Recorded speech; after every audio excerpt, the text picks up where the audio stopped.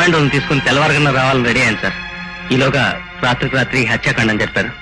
ఒక ప్రతిపక్ష ఎమ్మెల్యేని హత్య చేయడానికి ఇంత పద్మవ్యూహం పన్నారంటే ఇది ఒక మామూలు ఇన్స్పెక్టర్ పని కాదు.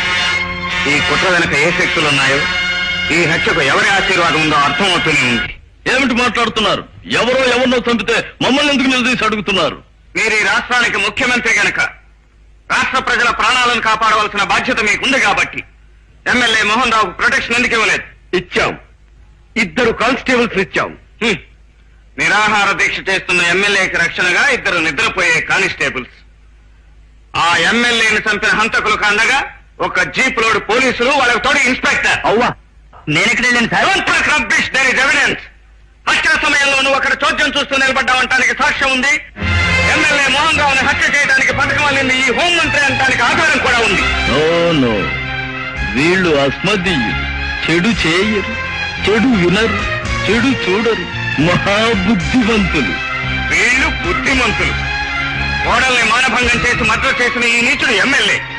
స్మగ్లర్లు, గుండాలు పక్కన లేకపోతే భోంచేయని ఈ శంభు హోంమంత్రి. ఇలాంటి దగులు బాటిళ్ల చుట్టూ పోగేసుకుని చెక్కబదిన చేయించుకోవడం కాదు పరిపాలన అంటే.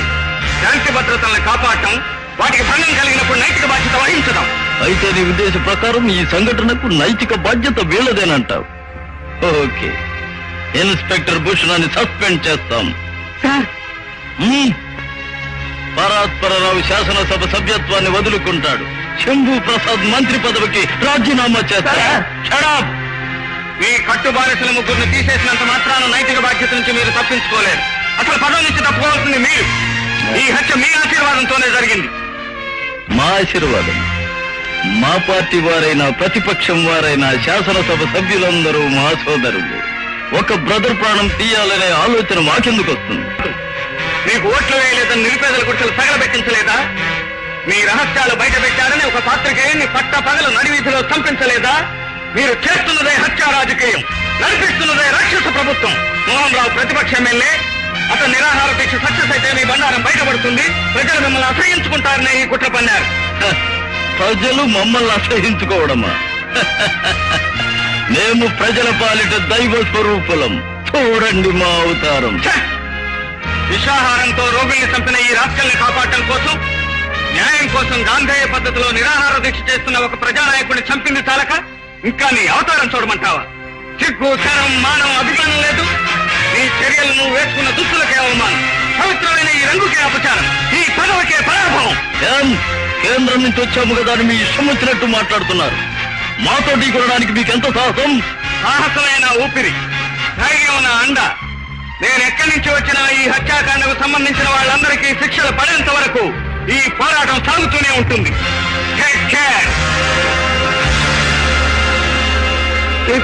నన్నే పీకేశారు. ఎంత అన్యాయం! Don't talk. న్యాయాలను గుర్చి నీవు మాకు నేర్పుతావా? అడ్డం వస్తే బిడ్డనైనా అడ్డం వేసుకోమని శుక్రనీతి సారం, అది చదువుకున్నాం మేం. సందర్భం వస్తే మంత్రుల తోకలన్నీ ఒకేసారి కోసేస్తాం. మీరు కోసేస్తారు సార్, కానీ పదవి పోయిన మేమందరం అసమ్మతి ప్రకటిస్తే? నాన్సెన్స్. గుడ్డి కళ్ళు తెరిస్తే ఎంత, మూస్తే ఎంత? అసలు నేను పార్టీ పెట్టకముందు మీరంతా ఎక్కడున్నారు? రోడ్ల మీద అడుక్కు తింటున్నారు. నేను లక్షోపలక్షలతో సిరి సంపదలతో తులతూగుతున్నాను. ఐశ్వర్యాన్ని వదిలిపెట్టి సిరి సంపదలను పరిత్యాగం చేసి అడ్రస్ లేని మీకు అడ్రస్ కల్పించడానికి, మిమ్మల్ని ఎమ్మెల్యేలుగా చెయ్యడానికి, మంత్రి పదవులు కట్టబెట్టడానికి ఎంత నష్టపడ్డాను, ఎంత కష్టపడ్డాను. మాలా ఎండకు ఎండగలరా? వానకు తడవగలరా? పూటకు 1000 అబద్ధాలు ఆడగలరా? అసాధ్యపు వాగ్దానాలు చెయ్యగలరా? ఇంట్లో ఒక మాదిరిగా, బయట ఒక మాదిరిగా, పబ్లిక్ మీటింగ్ లో మరో విధంగా మాట్లాడగలరా? అంతటి నటనా చాతుర్యము మీకున్నదా? మీ సమ్మతి అసమ్మతి ఎవడికి కావాలి? ప్రజలు నా వాళ్ళు. నా చెప్పును నిలబెట్టి నా ఓట్లేసి గెలిపిస్తారు. పోండి, గెట్ అవుట్.